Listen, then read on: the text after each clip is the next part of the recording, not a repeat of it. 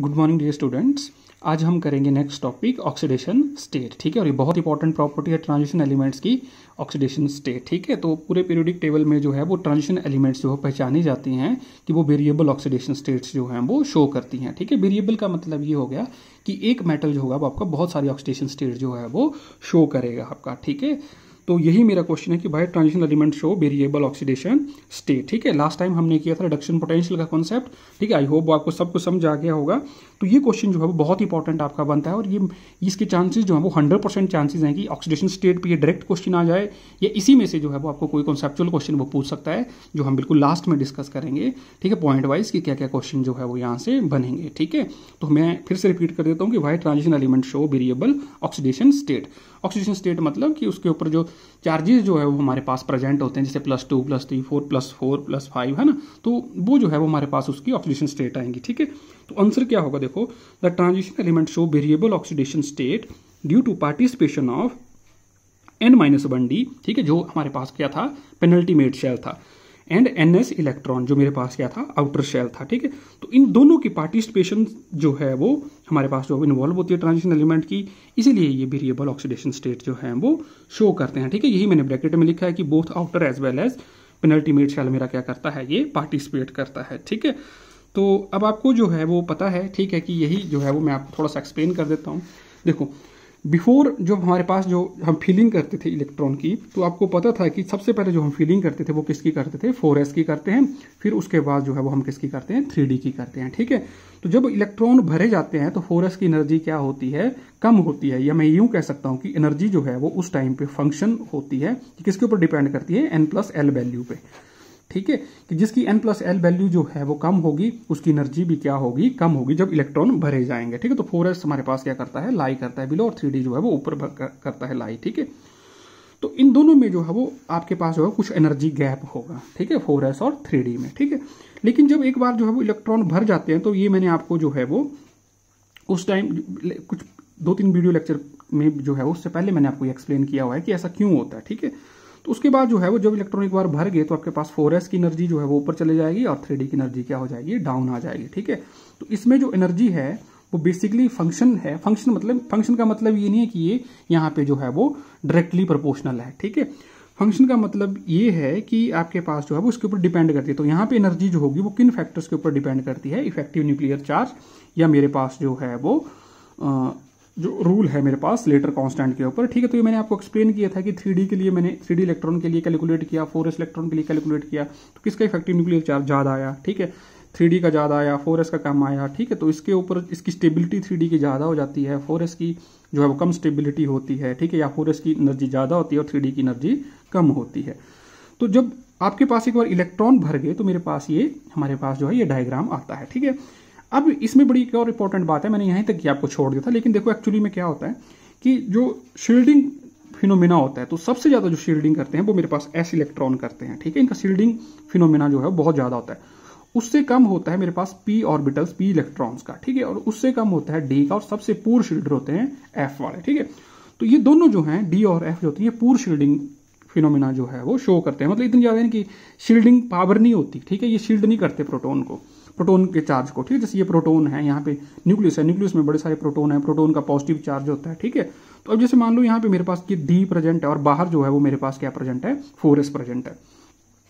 तो जो nuclear pool होगा, जो न्यूक्लियर चार्ज होगा, ठीक है, d को क्या करना चाहिए, 100% शील्ड करना चाहिए। लेकिन d ऑर्बिटल की जो शेप होती है वो मेरे पास जो है वो डिफ्यूज्ड शेप होती है। कैसी शेप होती है, डिफ्यूज्ड शेप होती है। ठीक है, तो इस डिफ्यूज शेप की वजह से जो है वो न्यूक्लियर चार्ज क्या कर जाता है, इजीली जो है वो पेनिट्रेट कर जाएगा d को, और वो 4s तक पहुंच जाएगा। ठीक है, तो इससे क्या हो जाता है कि अब मैंने यहीं पे आपको क्वेश्चन छोड़ा था कि 4s ऊपर चला जाता है, लेकिन अगर मैं एनर्जी गैप की बात करता हूं तो इसके बाद क्या होता है कि जैसे मान लो ये 3d था, ये तो स्टेबल हो गया था, इसके ऊपर इफेक्टिव न्यूक्लियर चार्ज जो है वो लग रहा है, लेकिन d ने क्या किया कि थोड़ा सा चार्ज जो है वो बाहर जाने दिया अपनी शेप की वजह से, डिफ्यूज शेप की वजह से।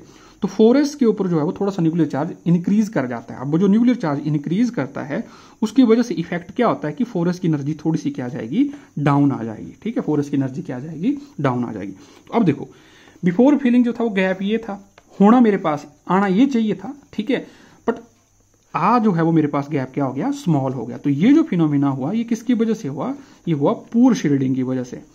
शील्डिंग हुई, ठीक है, लेकिन क्या हुई मेरे पास, ये पूर शील्डिंग हुई, ठीक है।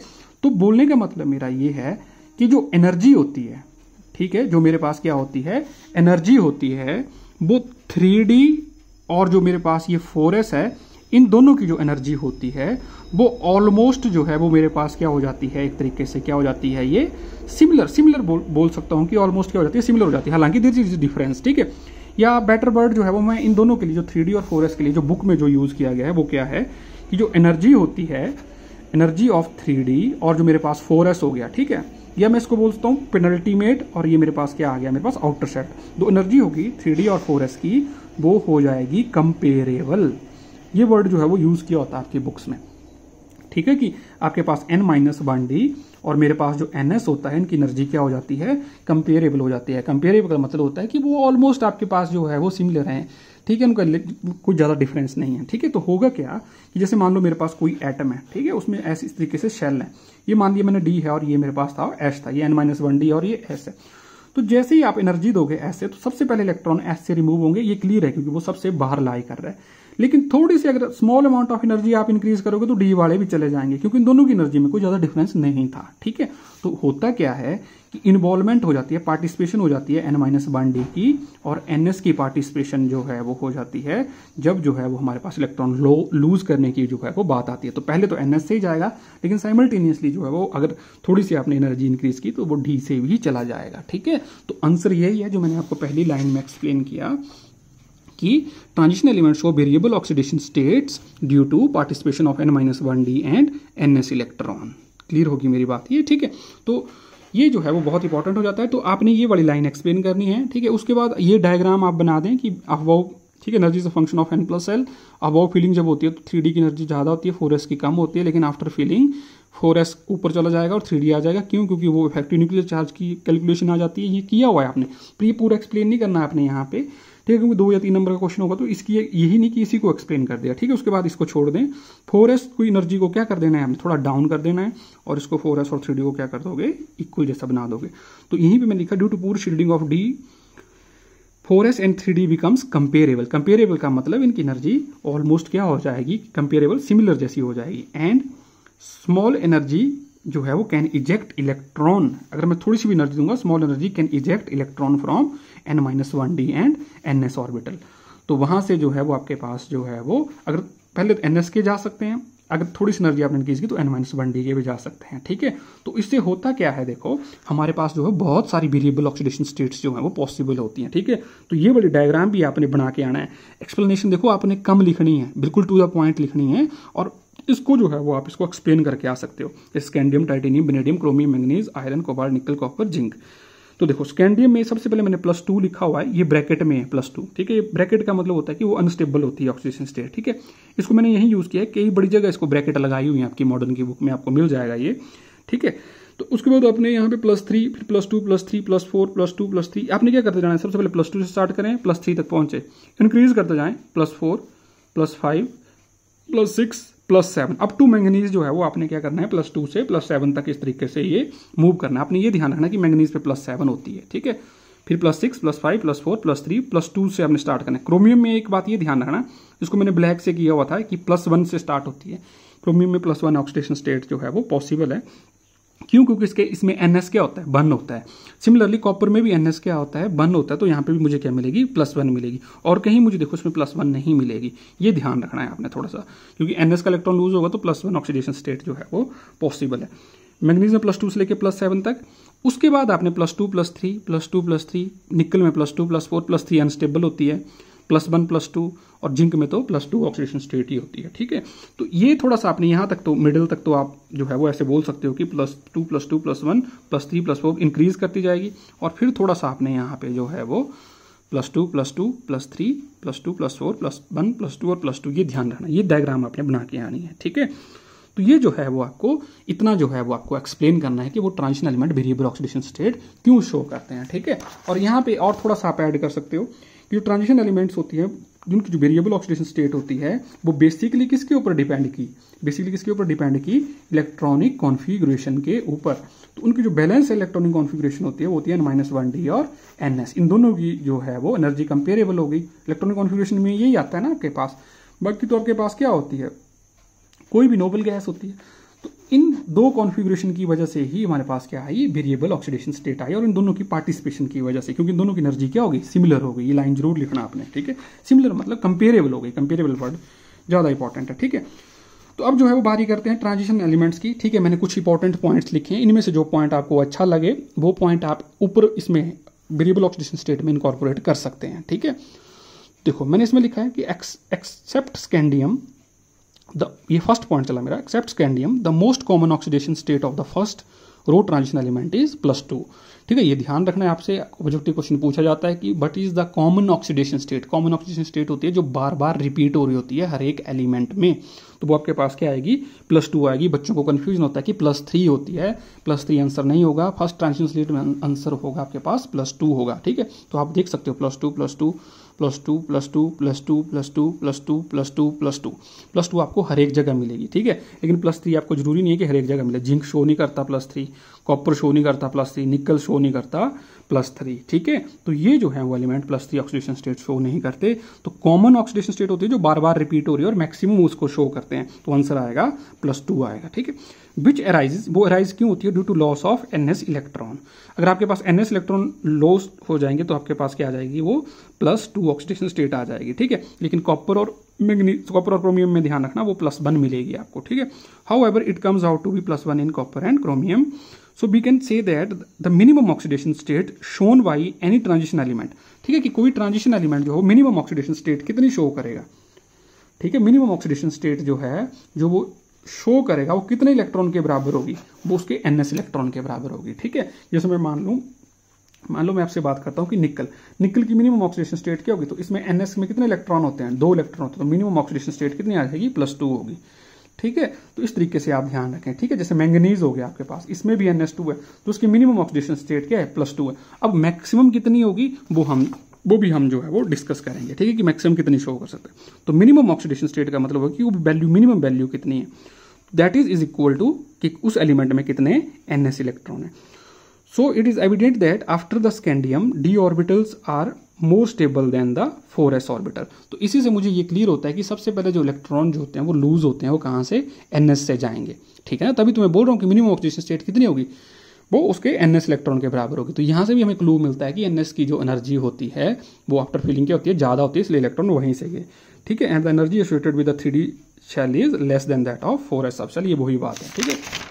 उसके बाद जो नेक्स्ट पॉइंट है, within a transition series the highest oxidation state increases with increase in the atomic number, ठीक है, and reaches to a maxima in the middle, ठीक है, एंड देन स्टार्ट डिक्रीजिंग, ठीक है। इसका क्या मतलब हुआ, अब ये बोलता है आपको कि जब आप स्कैंडियम से लेके जो है वो मैंगनीज तक जो है वो मूव किए, ठीक है, तो इसमें जो होती है जो हाईएस्ट ऑक्सीडेशन स्टेट कितनी जो है वो पॉसिबल है, हाईएस्ट ऑक्सीडेशन स्टेट।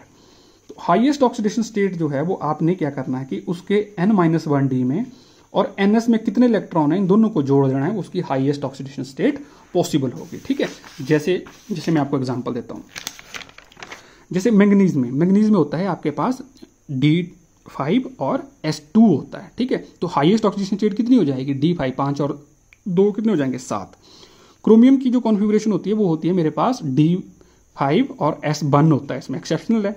तो S1 और D5 5 और 1 को जोड़ दो 6। तो जो हाईएस्ट ऑक्सीडेशन स्टेट होती है वो अप टू मैंगनीज क्या करती है, इंक्रीज करती है। जैसे जैसे मेरा एटॉमिक नंबर बढ़ रहा है तो हाईएस्ट इसमें कितनी है, +3, इसमें कितनी है, +4 +5 +6 +7, देयर इज रेगुलर इंक्रीज, ठीक है। तो आप क्या बोलोगे कि आप ये बोलोगे कि स्कैंडियम से लेके मैंगनीज तक जो हाईएस्ट ऑक्सीडेशन स्टेट होती है it is given by the sum of N-1D and NS electron. लेकिन आफ्टर मैंगनीज जो होती है वो आपके पास जिंक तक जब आप मूव करते हो तो हाईएस्ट ऑक्सीडेशन स्टेट जो होती है it is not given by the sum of this configuration, ठीक है। तो वहां पे जो है वो आपको जो है वो आंसर कैसे देना पड़ेगा, वहां पे आपके पास जो है +2 और +3 जो है वो आपके पास जो है वो ज़्यादा स्टेबल हो जाती हैं, ठीक है।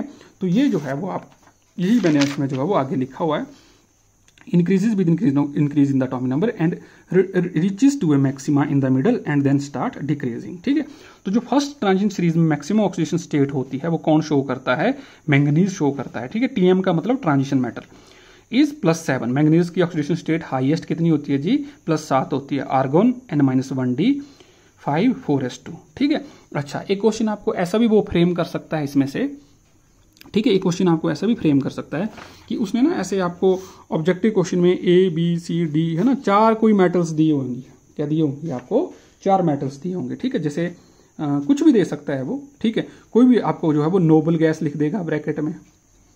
ठीक है, और ऐसे लिख देगा N-1D। ठीक है, लिख देगा 5 है, इधर NS है, इधर 2 है, ऐसे बड़े सारे एग्जाम्पल बना देगा अपनी मर्जी से। तो आपको पिक करना होगा उन चारों में से एक में से कि जी बताओ कौन सा हाईएस्ट ऑक्सीडेशन स्टेट शो करता है। ठीक है, तो वो आपको पता होना चाहिए हर ट्रांजिशन एलिमेंट में। तो जो फर्स्ट ट्रांजिशन सीरीज होती है उसमें मैंगनीज शो करता है, उसकी आउटरमोस्ट कॉन्फ़िगरेशन होती है, यहाँ पे ध्यान देना है आपने, N-1D 5 और 4s2 मतलब 3D5 और 4s2 होती है। तो ये वाली कॉन्फ़िगरेशन अगर आपको कहीं आती है आर्गन 3D5 4s2 तो ये हाईएस्ट होगी +7 among the first transition series. ठीक है, बट जरूरी नहीं है वो फर्स्ट के दे, वो सेकंड का भी एग्जांपल दे सकता है। तो जैसे मान लो आपके पास रुथेनियम है, तो रुथेनियम जो है वो सेकंड ट्रांजिशन सीरीज में लाई करता है और ये हाईएस्ट ऑक्सीडेशन स्टेट शो करता है +8। इसकी आउटरमोस्ट कॉन्फ़िगरेशन होती है क्रिप्टॉन 4d7 5s1, इसमें एक्सेप्शनल होती है, ये आपको मालूम है। ठीक है, तो 7 और 1 8 सारे इलेक्ट्रॉन लूज हो जाएंगे तो ये हाईएस्ट शो करता है +8। इसी तरीके से जो हाईएस्ट ऑक्सीडेशन स्टेट होती है वो ऑस्मियम भी शो करता है, ये आपके पास जो है वो थर्ड ट्रांजिशन सीरीज में लाई करता है। कौन सी सीरीज में लाई करता है, ये थर्ड ट्रांजिशनल सीरीज में लाई करता है। ठीक है, तो ये भी +8 आपके पास ऑक्सीडेशन स्टेट जो शो करता है। इसमें होता है आपके पास जिनोन 5d6 6s2, इसमें नॉर्मल कॉन्फ़िगरेशन होती है 6 और 2 8, ये लूज करता है। ठीक है, तो आप बोलोगे सर इसको जो है वो हम कैसे याद रखेंगे। ठीक है, तो मैं ऐसे लिख देता हूँ मैंगनीज, ठीक है, फिर रुथेनियम और थर्ड ट्रांजिशन सीरीज में कौन आएगा, ऑस्मियम आएगा। ठीक है, तो मैंगनीज में आपको पता है कि सबसे पहले आर्गन आती है नोबल गैस कॉन्फ़िगरेशन, रुथेनियम में क्या आती है आपके पास, क्रिप्टॉन आती है, और इधर क्या आती है, जिनोन आती है। तो इसको आप मेरे नाम से भी याद रख लें, जैसे AK। ठीक है, AK और X तो लास्ट में आएगा, अल्फाबेटिकली याद रख लें AKX। ठीक है, तो इस तरीके से कि आप भूल जाते हो कि सर रुथेनियम में जिनोन आनी है कि यहाँ जो है वो क्रिप्टॉन आनी है, तो AKX इस तरीके से याद रखें अल्फाबेटिकली। और मैंगनीज में आपको पता है कि आपके पास क्या आ जाएगा 3d5, ठीक है, 4s2, और यहाँ पे मेरे पास जो है वो क्या आ जाएगा, यहाँ पे 4d7 5s1, और ऑस्मियम में क्या आ जाएगा 5d6, ठीक है, 6s2। तो ये कॉन्फ़िगरेशन आपको किन्हीं ऑप्शन में है तो ये हाईएस्ट पॉसिबल ऑक्सीडेशन स्टेट है। ठीक है, +8। अब ऐसा वो रेयर ही देगा कि रुथेनियम और ऑस्मियम भी दे दे। अगर जैसे मान लो मैंगनीज और रुथेनियम दोनों दिए हुए हैं और 2 कोई और ऑप्शन है तो आंसर क्या होगा, रुथेनियम। अगर मान लो ऑस्मियम है और 3 कोई और मेटल्स हैं तो आंसर क्या हो जाएगा, ऑस्मियम हो जाएगा। ठीक है, तो इस तरीके से आपने ये पिक करना है आंसर कि हाईएस्ट ऑक्सीडेशन स्टेट जो है वो कौन शो करता है। ठीक है, तो मैंने यहीं भी आपको ये बता दिया। नेक्स्ट मेरा थर्ड इंपॉर्टेंट पॉइंट है, हम ये कर रहे हैं कि मेन क्रक्स क्या है हमारे पास जो है वो ऑक्सीडेशन स्टेट्स की। In first 5 element of the first transition series up to manganese the maximum oxidation state is equal to the sum of 4s and 3d electron. ये मैं डिस्कस कर चुका हूँ। For example maximum oxidation state for titanium क्या होगी, 4 होगी, क्योंकि इसमें 3d2 4s2 होता है, 2 और 2 4। द रिमेनिंग 5 एलिमेंट्स जो होते हैं मेरे पास manganese onwards, the maximum oxidation state is not related to their electronic configuration. ठीक है, तो उसमें +2 और +3 आगे स्टेबल होती है, मैनी फैक्टर्स हैं वहां पे। ठीक है, the oxidation state higher than +3 are rare. Manganese से ऑनवर्ड्स जो होते हैं +3 वाली रेयर होती है, कोबाल्ट में आपको मिलेगी, आयरन में आपको मिलेगी +3 स्टेबल जो है, लेकिन जिंक में नहीं मिलेगी, कॉपर में नहीं मिलेगी, निकल में नहीं मिलेगी। ठीक है, तो ये पॉइंट्स आपको याद रखना है, ये आपको मेमोराइज भी रखना है एक तरीके से। अच्छा जी, एक बड़ा इंपॉर्टेंट पॉइंट आपके सामने आ रहा है, 4th पॉइंट। ये बोलता है कि इन लो ऑक्सीडेशन स्टेट का मतलब होता है जहां पे हमारे पास चार्ज क्या है, कम है। इन लो ऑक्सीडेशन स्टेट एग्जांपल +2 या +3, ठीक है, ये लो ही हुई इन कंपैरिजन टू +5 +6 और +7 या +8 के मुकाबले। In low oxidation state the bonds formed by the metal, ये सारी की सारी मेटल हैं, the bond formed by the metal are ionic in nature. ये ध्यान रखना आपने, जब लो ऑक्सीडेशन स्टेट में जो है वो कोई भी ट्रांजिशन मेटल कंपाउंड बनाएगी तो उनका नेचर कैसा होगा, आयनिक नेचर होगा, वो आयनिक कंपाउंड बनाएंगी, वो आयनिक बॉन्ड होगा। On the other hand in higher oxidation state the bond form by the transition metal is essentially covalent होगा। ठीक है, तो ये रूल होता है बच्चे, ये रूल आपको जो है वो याद रखने होते हैं इनऑर्गेनिक के, कि जब भी आपके पास मेटल जो है वो दो ऑक्सीडेशन स्टेट में एग्जिस्ट करती हैं, कि जैसे मान लो आपके पास एक +2 में है और एक मेरे पास जो है +5 में हाई ऑक्सीडेशन स्टेट में, तो +2 में जो वो कंपाउंड बनाएगी उनका नेचर कैसा होगा, आयनिक इन नेचर, और हाई ऑक्सीडेशन स्टेट में बनाएगी उनका नेचर कैसा होगा, कोवलेंट इन नेचर होगा। तो ये यूनिवर्सल आपने याद रखना है। ठीक है, मैं इसका एग्जांपल भी दे देता हूं आपको। हाई ऑक्सीडेशन स्टेट के जो एग्जांपल हैं आपके पास, जैसे मैंगनीज है, तो मैंगनीज कंपाउंड बनाता है लाइक MnO4 नेगेटिव। ठीक है, और उसका मैं पूरा कंपाउंड लिखूंगा, पोटाशियम जब जुड़ जाएगा तो ये क्या बन जाएगा, KMnO4। तो मैंगनीज जो है वो आपके पास +7 ऑक्सीडेशन स्टेट में होता है, तो जो MnO4 नेगेटिव होता है उसमें जो बॉन्डिंग होती है वो कैसी होती है, कोवलेंट बॉन्डिंग होती है। ठीक है, तो एक मैंने आपको एग्जांपल करवाया। और इसी से रिलेटेड एक और बात है कि हाई ऑक्सीडेशन स्टेट जो होती हैं, जो ट्रांजिशन एलिमेंट की हाई ऑक्सीडेशन स्टेट होती हैं like +5, +6, +7 are stabilized by the high electronegative elements. उनकी टेंडेंसी होती है कंबाइन करने की कि वो इलेक्ट्रोनेगेटिव एटम के साथ जो है वो बॉन्ड बनाए, लाइक फ्लोरीन हो गया, ऑक्सीजन हो गया आपके पास। ठीक है, तभी तो ये कंपाउंड जो होते हैं वो स्टेबल होते हैं। देखो CrO4 negative, MnO4 negative, Cr2O7 negative, है ना, आपने ये सुन रखे हैं और ये हम बड़ी डिटेल में पढ़ने जाएंगे। K2Cr2O7 पोटाशियम डाइक्रोमेट, तो ये तो आयनिक पार्ट होता है जो K पॉजिटिव होता है, ये दो जुड़े हुए हैं, ये मेरे पास इंपॉर्टेंट पार्ट होता है Kr2O7 नेगेटिव। तो ये जो कंपाउंड होता है क्रोमियम इससे जुड़ा हुआ होता है ऑक्सीजन से, तो यहाँ पे इसकी जो स्टेबलाइजेशन होती है +6 ऑक्सीडेशन स्टेट होती है क्रोमियम में, अगर आप निकालोगे तो +6 को स्टेबलाइज किया हुआ है किसने, ऑक्सीजन ने स्टेबलाइज किया हुआ है। सिमिलरली मेरे पास KMnO4 है, पोटाशियम परमैंगनेट, तो जो एक्टिव स्पीसीज है वो है MnO4 नेगेटिव। तो MnO4 नेगेटिव में मैग्नीज में +7 ऑक्सीडेशन स्टेट होती है, तो उसको किसने स्टेबलाइज किया हुआ है, ऑक्सीजन ने। तो हाईएस्ट ऑक्सीडेशन स्टेट में जो है ट्रांजिशन मेटल्स की टेंडेंसी होती है कि वो ऑक्सीजन, फ्लोरीन ऐसे एलिमेंट के साथ जो है वो कंपाउंड बनाए, क्योंकि हाईएस्ट ऑक्सीडेशन स्टेट को जो स्टेबलाइज कर सकता है वो ये इलेक्ट्रोनेगेटिव एलिमेंट ही स्टेबलाइज कर सकते हैं। ये भी एक आपके पास जो है वो रूल है। ठीक है, एक और कंपाउंड में आपको बता दूं, ऑस्मियम टेट्राऑक्साइड। ठीक है, ये ऑक्सीडेशन में इन्वॉल्व होता है जब आप एल्कीन की हाइड्रोक्सिलेशन करते हो। ठीक है, तो डबल बॉन्ड को तोड़ के वहां पे OH ग्रुप जो है वो जुड़ जाता है। तो ये रिएजेंट भी इसमें देखो, अगर आप इसकी ऑक्सीडेशन स्टेट निकालोगे तो +8 आएगी। ठीक है, तो ऑस्मियम टेट्राऑक्साइड। ठीक है, इसी तरीके से जो है वो आपके पास जो है वो रुथेनियम के कंपाउंड भी एग्जिस्ट करते हैं, RuO4। ठीक है, तो ये इस तरीके से आप इसको एक्सप्लेन कर सकते हो। तो अब आप बोलो सर कि हाईएस्ट ऑक्सीडेशन स्टेट को तो स्टेबलाइज किया फ्लोरीन और ऑक्सीजन ने, तो आपके पास जो क्या हमेशा जो है वो सॉरी यहाँ पे जो है मैं क्या बोलना चाह रहा हूँ आपको कि हाईएस्ट ऑक्सीडेशन स्टेट में जो है वो आपको कोवलेंट कंपाउंड बनेंगे। ठीक है, अब क्वेश्चन मेरा ये है कि ट्रांजिशनल मेटल्स जो होते हैं वो हाई ऑक्सीडेशन स्टेट में तो कोवलेंट कंपाउंड बनाते हैं, अब लो ऑक्सीडेशन स्टेट में वो क्या बनाते हैं, आयनिक बॉन्ड बनाते हैं, आयनिक कंपाउंड बनाते हैं। तो क्या लो ऑक्सीडेशन स्टेट में कोवलेंट बॉन्ड बन सकता है या नहीं बन सकता? ठीक है, वो भी देख लेते हैं। Transition element also form compounds in low oxidation state such as, transition element के बाद लो ऑक्सीडेशन स्टेट भी होती है, 0, +1, समटाइम माइनस भी होती है। ठीक है, तो इसमें घबराना नहीं आपने कि सर मेटल और नेगेटिव ऑक्सीडेशन स्टेट कैसे इसकी आई, ये मैं बड़ी डिटेल में डिस्कस करूंगा। कोऑर्डिनेशन कंपाउंड जब हम पढ़ेंगे, बिल्कुल बेसिक पढ़ेंगे उसका नोमेनक्लेचर वगैरह, तो मैं उसमें आपको बताऊंगा कि how to calculate the oxidation states of the different metals. लेकिन फिलहाल आप इतना याद रखें कि जैसे मान लो आपके पास आयरन का कोई कॉम्प्लेक्स है। ठीक है, जैसे कॉम्प्लेक्स कंपाउंड होते हैं जो स्क्वायर ब्रैकेट में लिखे होते हैं। ठीक है, ये पूरी डिटेल में मैंने आपको समझाने हैं इनको कॉम्प्लेक्स क्यों बोलते हैं, कोऑर्डिनेशन कंपाउंड क्यों बोलते हैं। तो ये कोबाल्ट नहीं है, ये कार्बोनिल है, C कैपिटल O। बच्चे ना इसको कोबाल्ट ही लिख देते हैं, कोबाल्ट होता है ये C स्मॉल O। तो ये कार्बोनाइल है। ठीक है, कार्बोनाइल लिगेंड है, ये आयरन के साथ जुड़ा हुआ है। तो ये न्यूट्रल होते हैं, इनकी ऑक्सीडेशन स्टेट जो है वो 0 होती है। तो जब आप इसका X निकालोगे, ऑक्सीडेशन स्टेट निकालो, इसको X मानोगे, इसकी 0 है, 5 × 0, 0 = 0, तो X ऑक्सीडेशन स्टेट इसकी क्या आ गई, 0 आ गई। तो ये से जो कॉम्प्लेक्सेस होते हैं कार्बोनिल के, वो मैक्सिमम 0 ऑक्सीडेशन स्टेट में जो है वो कॉम्प्लेक्सेस ये बनते हैं। ये भी देखो, ये भी निकल टेट्रा कार्बोनिल है। ठीक है, फिर आपके पास ये बेनेडियम है, CO6, ये नेगेटिव है। तो यहाँ पे क्या आ जाएगा, X 6 × 0, 6 × 0, 0 = -1, तो X क्या आ गया, -1। तो ये बेनेडियम किस में है, -1 में। तो point is that transition element also form compounds in low oxidation state such as 0, +1 और negative and this low oxidation state जो होती है it is stabilized by pi acid ligand. ये जितने भी लिगेंड्स हैं कार्बोनाइल कार्बोनाइल कार्बोनाइल या नाइट्रोसाइल, इनको हम बोलते हैं पाई एसिड लिगेंड। ये क्यों बोलते हैं ये भी हमने आगे करना है कि इनको क्यों बोलते हैं, ठीक है। और थोड़ा सा मैंने यहीं पे आपको हिंट दिया। और which have tendency to accept the metal D electron in the suitable anti bonding pi star orbitals which result in to the back bonding, ठीक है।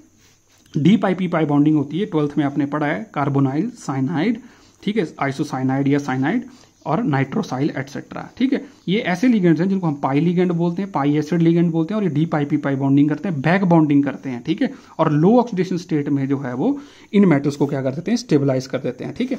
तो एक जो है वो इसमें थोड़ा सा मैं आपको ऐसे ही बता देता हूँ। देखो कि जो आपके पास ये मेटल कार्बोनाइल कॉम्प्लेक्सेस होते हैं ना, तो इसमें क्या होता है कि इस लिगेंड ने कार्बोनाइल ने एक सिग्मा बॉन्ड बनाया होता है, ये लिगेंड इस मेटल को इलेक्ट्रॉन डोनेट करते हैं, तो मेरे पास क्या बन गया, सिग्मा कोऑर्डिनेट बॉन्ड बन जाता है, ठीक है। तो ये कोऑर्डिनेट बॉन्ड बन गया मेरे पास, इसको मैं सिग्मा बॉन्ड, जब सिंगल बॉन्ड है तो मैंने उसको सिग्मा नाम दिया, ठीक है। हालांकि ये वैसा सिग्मा बॉन्ड नहीं है जो शेयरिंग से बना, ये जो है वो आपके पास कोऑर्डिनेट बॉन्ड होता है। कोवलेंट की टाइप्स है कोऑर्डिनेट बॉन्ड, ठीक है, हो तो दो में शेयर ही हो रहा है तो प्रेजेंट दोनों में है ना, तो इसको तो इक्वली क्या कर रहे हैं, इस इलेक्ट्रॉन डेंसिटी को शेयर कर रहे हैं, लेकिन ये जो दो इलेक्ट्रॉन होते हैं वो डोनेट एक लिगेंड नहीं किए हुए हैं, ठीक है। तो ये थोड़ा सा ध्यान रखना। अब मेटल के पास भी डी इलेक्ट्रॉन होते हैं, हमने पढ़ा कि बड़े सारे डी इलेक्ट्रॉन होते हैं। ये डी इलेक्ट्रॉन क्या करते हैं कि ये इसके पास अपने पाई स्टार एंटी बॉन्डिंग खाली पड़े होते हैं ऑर्बिटल, ये जो डी इलेक्ट्रॉन होते हैं इनमें उसको डोनेट कर देता है और वहां पे जो है वो डबल बॉन्ड बन जाता है इस तरीके से। तो जो ये ऊपर वाला बॉन्ड बना ये मेटल से लिगेंड पे बना, और ये जो नीचे वाला बॉन्ड होता है इसने लिगेंड ने इसको डोनेट किए हैं, ठीक है। तो इस तरीके के बॉन्ड को हम जब एक सिग्मा बॉन्ड के ऊपर कोई भी बॉन्ड बन जाए हम उसी को क्या नाम देते हैं, पाई बॉन्ड नाम देते हैं, ठीक है। तो आपके पास जो है वो ऐसे लिगेंड जो मेटल से दोबारा इलेक्ट्रॉन एक्सेप्ट कर लेते हैं, ठीक है, उन्हीं को तो क्या बोलते हैं, लुईस एसिड बोलते हैं, जो इलेक्ट्रॉन को एक्सेप्ट करते हैं। ऐसे ही लिगेंड को बोला जाता है पाई एसिड लिगेंड, ठीक है। पाई एसिड का क्यों, क्योंकि तो ये इलेक्ट्रॉन जो है वो एक्सेप्ट कर रहे हैं, इसीलिए इनको एसिड बोला, लुईस एसिड बोला। मेटल से दोबारा करते हैं लेकिन लिगेंड, और ये जो आपके पास जो है जो बॉन्ड बना ये कैसा बॉन्ड बना, पाई बॉन्ड बना, इसलिए इनको पाई एसिड लिगेंड बोलते हैं। करेंगे डिटेल में आगे, बट इनकी खासियत ये है कि ये मेटल की लो ऑक्सीडेशन स्टेट को क्या करते हैं, स्टेबलाइज करते हैं। तो ऐसा नहीं है कि लो ऑक्सीडेशन स्टेट में हमेशा कैसा बॉन्ड बने, आयनिक बॉन्ड बने। लो ऑक्सीडेशन स्टेट में अगर मान लो पाई एसिड लिगेंड आ जाते हैं, NO CO, ठीक है, साइनाइड, ऐसे लिगेंड आ जाते हैं, तो फिर वो उनकी कैपेसिटी होती है कौन सा बॉन्ड बनाने की, कोऑर्डिनेट बॉन्ड बनाने की, ठीक है। तो ये भी आपको जो है वो थोड़ा सा ध्यान रखना है, कोऑर्डिनेट कोवलेंट बॉन्ड बनाने की होती है, ठीक है। ये करेंगे आगे डिटेल में। The relative stability of various oxidation state of A given element can be explained on the basis of stability of D0, D5, D10 configuration. ये नेक्स्ट पॉइंट आ गया मेरा। अब ये बोलते हैं कि जैसे मान लो को कोई सिंपल सा क्वेश्चन पूछता है कि compare the oxidation state of the two, तो पहले आपने चेक करना है कि क्या वो इलेक्ट्रॉनिक कॉन्फ़िगरेशन के ऊपर एक्सप्लेन की जा सकती है कि नहीं की जा सकती है, ठीक है। तो इलेक्ट्रॉनिक कॉन्फ़िगरेशन से मैं आपको ज़्यादा जो है वो सुजेस्ट नहीं करूंगा कि आप इससे जाएं, लेकिन कुछ क्वेश्चंस के आंसर हमें इससे मिल जाते हैं। जैसे मान लो मेरे पास टाइटेनियम 4 पॉजिटिव और टाइटेनियम 3 पॉजिटिव, इन दोनों में बताओ स्टेबल कौन है। तो जब आप टाइटेनियम 3 पॉजिटिव का जो सिस्टम होता है वो होता है D2 और S2, तो 3 इलेक्ट्रॉन निकाल दोगे तो मेरे पास जो है वो S के सारे चले जाएंगे और मेरे पास क्या बच जाएगा, D1। और जब आप 4 पॉजिटिव करोगे तो सारे इलेक्ट्रॉन लॉस्ट हो जाएंगे, तो D0। तो स्टेबल सबसे ज़्यादा कौन हुआ, जो मेरे पास D0 सिस्टम है, क्योंकि इसने ऑर्गन की इलेक्ट्रॉनिक कॉन्फ़िगरेशन अचीव कर ली, नोबल गैस की कॉन्फ़िगरेशन अचीव कर ली। तो आप ये on the basis of configuration बोल सकते हो कि titanium 4 positive is more stable then titanium 3 positive. Similarly manganese 2 positive and manganese 3 positive से, मैग्नीज 2 पॉजिटिव में D5 होता है जो कंप्लीटली हाफ फील्ड होता है, and completely half filled are more stable as comparison to manganese +3। Manganese +3 में कौन सा सिस्टम होगा, D4 होगा। इसमें कंफ्यूज नहीं करना आपने कि जी D5 होता है और 4s2 होता है ना कॉन्फ़िगरेशन। तो जब +2 ऑक्सीडेशन स्टेट होगी तो कौन सा सिस्टम आ जाएगा, सिस्टम मतलब D में कितने इलेक्ट्रॉन हो जाएंगे, 2 चले जाएंगे, D5 +3 हो गए तो 2 यहाँ से जाएगा, एक यहाँ से जाएगा, तो D4 बन जाएगा, ठीक है। तो D5 ज़्यादा स्टेबल होता है, तो इसलिए मैग्नीज +2 जो होगा वो ज़्यादा स्टेबल होगा। सिमिलरली Fe3 पॉजिटिव और Fe2 पॉजिटिव, Fe3 पॉजिटिव में भी D5 बनेगा और Fe2 पॉजिटिव में D6 होगा, तो Fe3 पॉजिटिव की स्टेबिलिटी ज़्यादा होती है। But not always electronic configuration give whole answer, कि आपके पास जो यही आंसर देती जाएगी थ्रू आउट। आपको पता है कि इन सॉल्यूशन केमिस्ट्री जो है वो relative stability of oxidation state is checked by the standard reduction potential data, जो कि मैंने लास्ट टाइम डिस्कस किया था, ठीक है। तो एक बड़ा इंपॉर्टेंट जो है वो यहाँ पे क्वेश्चन आता है कि copper two positive is more stable than the copper positive, explain. ठीक है, इस क्वेश्चन को दोबारा रीड करें कि कॉपर टू पॉजिटिव की स्टेबिलिटी जो होती है वो कॉपर पॉजिटिव से क्या होती है, ज्यादा होती है, ऐसा क्यों। अब इसमें लिखना क्या है वो भी मैं आपको बताता हूं किस तरीके से आप अटेम्प्ट करेंगे। ये 2 मार्क्स का जो है क्वेश्चन आता है और ये ऑक्सीडेशन स्टेट से रिलेटेड है। ठीक है, तो थोड़ा सा कंफ्यूजन क्या होता है कि जैसे मैंने बाइबल में बड़े बच्चों से कई बार पूछा है कि जैसे मान लो कॉपर 2 पॉजिटिव है और एक हमारे पास कॉपर पॉजिटिव, दोनों कौन सा स्टेबल होगा। अगर मैं इलेक्ट्रॉनिक कॉन्फ़िगरेशन से जाऊं तो जो कॉपर की इलेक्ट्रॉनिक कॉन्फ़िगरेशन होती है वो ऑर्गन होती है 3d10 4s1। ठीक है, तो जो कॉपर पॉजिटिव आपके पास बना तो आपके पास सिस्टम कैसा हो जाएगा, आर्गन 3d10, और यहां पे जो मेरे पास सिस्टम हो जाएगा वो आर्गन 3d9।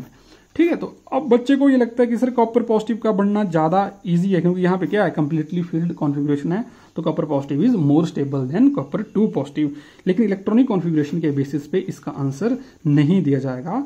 जो कॉपर 2 पॉजिटिव और कॉपर पॉजिटिव की जो स्टेबिलिटी है it can be explained in 2 ways. ठीक है, 2 इसके तरीके आंसर देने के। तो सबसे पहले मैं तरीका आपको बता देता हूं कि इसकी स्टेबिलिटी को कैसे एक्सप्लेन किया जाएगा। ठीक है, जो आपकी बुक में दिया हुआ है सॉल्व्ड जो पार्ट है, ठीक है, उसमें जो है वो क्या आंसर दिया हुआ है, उसमें ये बोलता है कि कॉपर 2 पॉजिटिव जो होता है वो सॉलिड स्टेट में जो होता है इसकी लैटिस एनर्जी बड़ी ज्यादा हाई होती है। क्या होती है, इसकी लैटिस एनर्जी हाई होती है, बहुत ज्यादा होती है as comparison to copper positive के। ठीक है, लैटिस एनर्जी होती है आपके पास की, कभी आपके पास जो है कोई 2, ठीक है, कटाइन होगा और आपके पास क्या होगा, एक एनाइन होगा।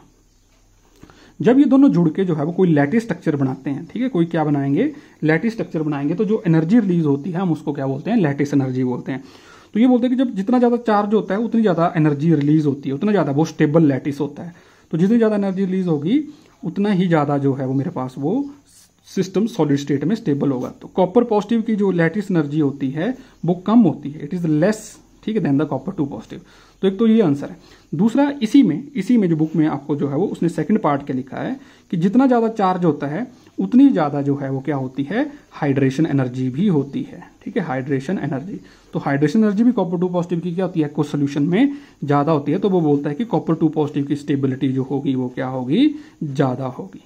क्लियर होगी बात। तो अगर 2 नंबर का या 1 नंबर का क्वेश्चन आता है तो इट इज सफिशिएंट कि आप इन दोनों को लिख के आ सकते हैं टाइम बचाने के लिए कि कॉपर 2 पॉजिटिव की लैटिस एनर्जी ज्यादा होती है और इसकी हाइड्रेशन एनर्जी ज्यादा होती है कॉपर पॉजिटिव के मुकाबले। तो that is why copper 2 positive becomes more stable. ठीक है, लेकिन मैं आपको जो लास्ट टाइम मैंने स्टैंडर्ड रिडक्शन पोटेंशियल का जो है वो कॉन्सेप्ट बताया था उसी के बेसिस पे मैं आपको आंसर बताता हूँ कि on the basis of standard reduction potential copper 2 positive जो है वो क्यों ज्यादा स्टेबल होता है। ठीक है, तो सबसे पहले आपने इसको रिडक्शन की फॉर्म में लिखना है। ठीक है, ये एक्वस सॉल्यूशन में प्रेजेंट होते हैं हम। ठीक है, फिर आता है मेरे पास कॉपर 3 पॉजिटिव, इसने 3 इलेक्ट्रॉन गेन किए और ये क्या बन गया, कॉपर सॉलिड बन गया। ठीक है, तो जो रिडक्शन पोटेंशियल का डाटा होता है, ठीक है, वो आपको याद रखना है इस केस में। ठीक है, कैसे याद रखना, देखो अब मैंने आपको कल बताया था कि जो लास्ट लेक्चर था मेरा, ठीक है, रिडक्शन पोटेंशियल का, नहीं किया आपने तो आप उसको रिवाइज कर लें। तो मैंने बात की थी कि जो स्टैंडर्ड रिडक्शन पोटेंशियल होता है, फर्स्ट ट्रांजिशन सीरीज का जो स्टैंडर्ड रिडक्शन पोटेंशियल होता है स्कैंडियम से लेकर जिंक तक, उसकी वैल्यू जो होती है फर्स्ट ट्रांजिशन सीरीज में वो आपके पास मैक्सिमम क्या होती है, नेगेटिव होती है। लेकिन कॉपर ही एक ऐसा जो है वो मेरे पास मेटल होता है जिसमें स्टैंडर्ड रिडक्शन पोटेंशियल की वैल्यू क्या होती है, पॉजिटिव होती है। ठीक है, तो अब इतना तो आपको पता चल गया कि जो रिडक्शन पोटेंशियल आने वाला है इसकी वैल्यू क्या होगी, पॉजिटिव होगी। क्या होगी, पॉजिटिव होगी। अब कितनी होगी वो आपको याद रखना है। ठीक है, तो जो आपके पास यहाँ पे आपने जो है वो डाटा कैसे जो है वो आप इसको याद रखोगे, आपने ये देखना है इसमें कि दोनों तो पॉजिटिव है। ठीक है, अब आपको जो है वो उसकी वैल्यू थोड़ी सी जो है वो क्रैम्प, सॉरी ये मैंने थोड़ा सा गलत लिख दिया। ठीक है, यहां पे मेरे को क्या करना है, कॉपर 2 पॉजिटिव का तो मैंने ठीक लिखा, यहां पे मेरे को कॉपर पॉजिटिव करना है क्योंकि I am comparing copper 2 positive से कॉपर पॉजिटिव। ठीक है, तो कॉपर पॉजिटिव तो ये 1 इलेक्ट्रॉन जो है वो गेन करेगा और कॉपर सॉलिड में कन्वर्ट हो जाएगा। ठीक है, अब आपको देखो डाटा याद रखना है। तो आपने यहां पे देखो +2 है, +2 चार्ज है, तो +2 के साथ आपने ये प्लस 0 जो है वो 34 वोल्ट जो है वो उसकी वैल्यू होती है।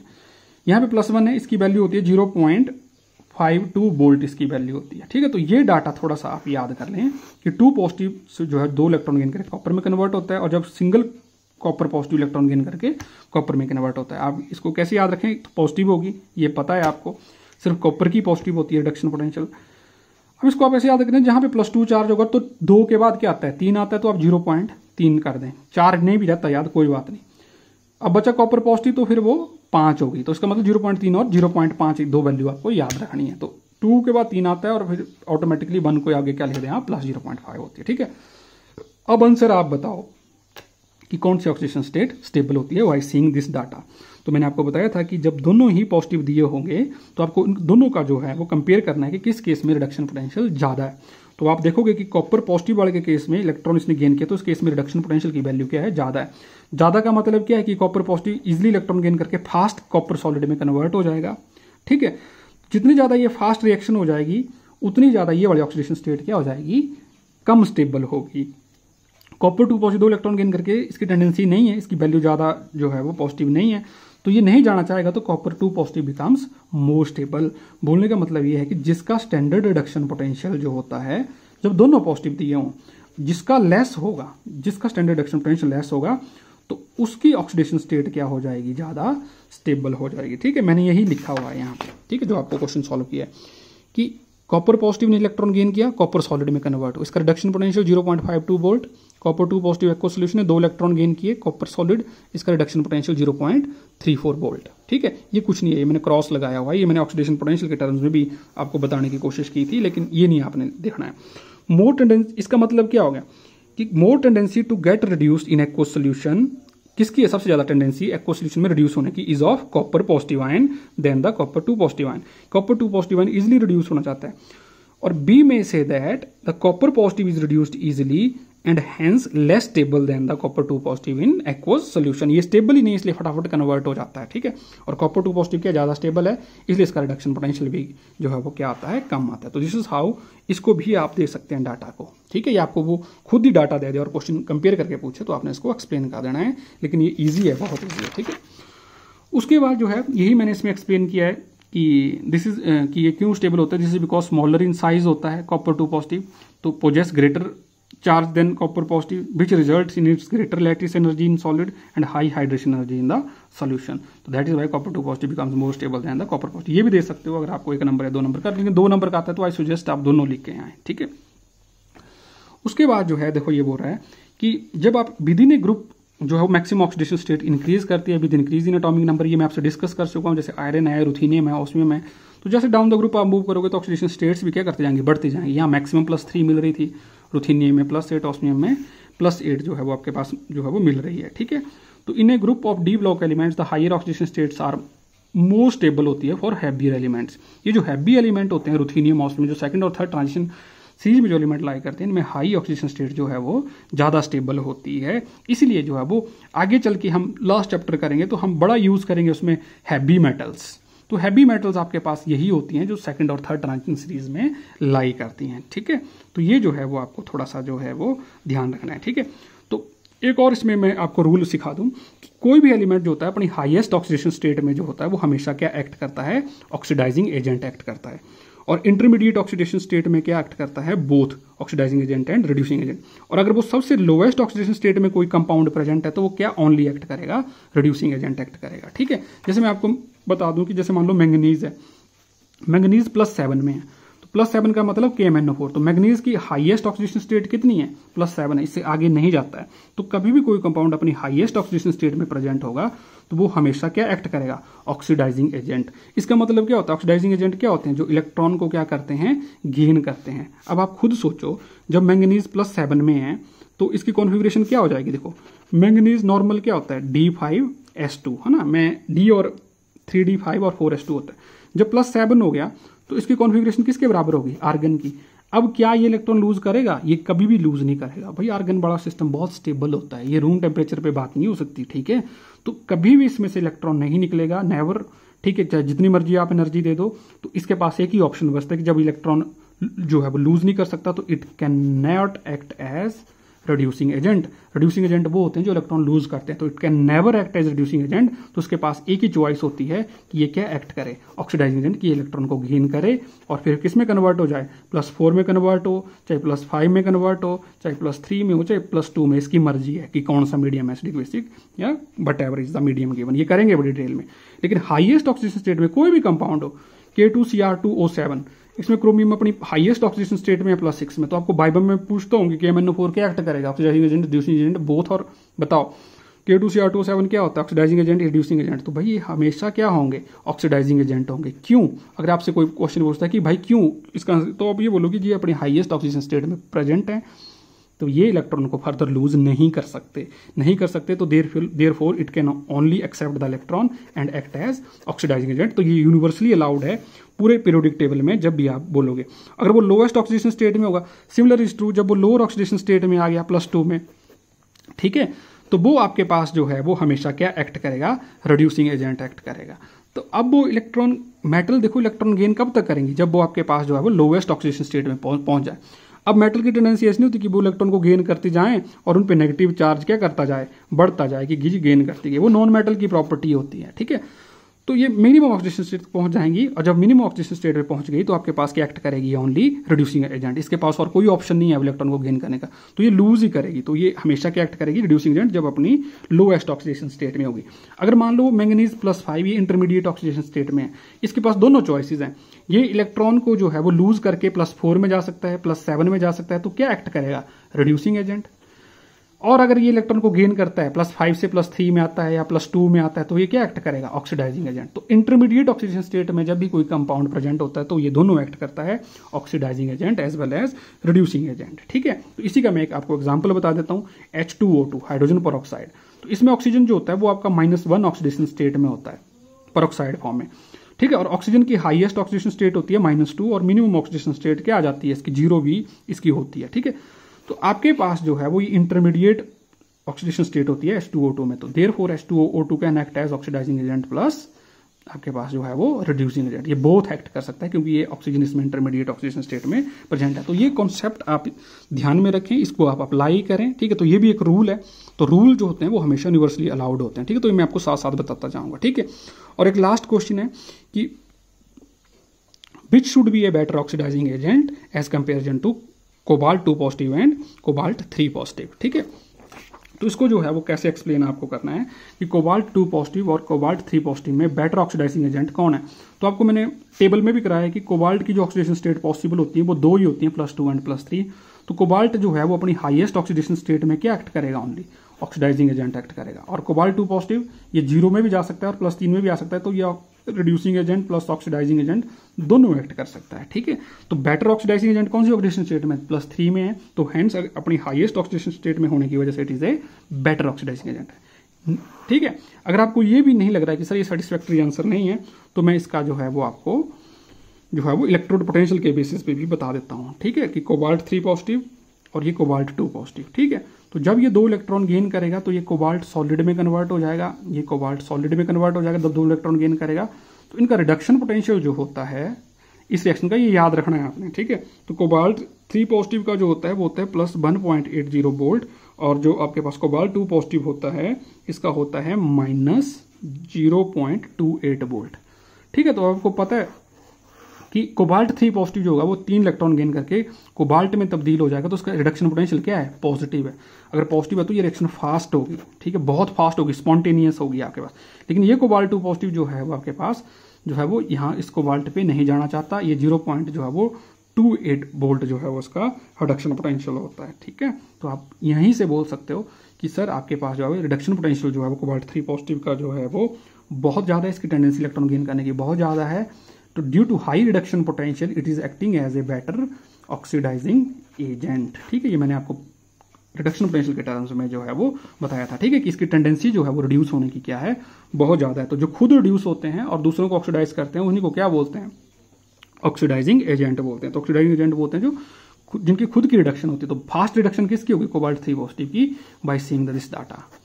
क्लियर हुई बात ये। तो this is about oxidation state, ये इसके बड़े इंपॉर्टेंट पॉइंट्स हैं। लेकिन अगर आपको वो सिंपल क्वेश्चन पूछेगा कि why transition element show variable oxidation state, तो मैंने आपको बताया कि वो डायग्राम बताएं, ठीक है, और वहां पे जो पार्टिसिपेशन की बात करें, और इनमें से आपको जो पॉइंट ठीक लगता है वो आप एक्सप्लेन कर सकते हैं। ज्यादा लेंथ इसको लिखने की जरूरत नहीं है, this is only for your conceptual, और आप जब बुक से पढ़ोगे तो आपको ये क्लियर हो जाएगा, ठीक है। तो थैंक यू स्टूडेंट्स, इसको रिवाइज करें और जो साथ साथ इसके नोट्स बनाएं। Thank you.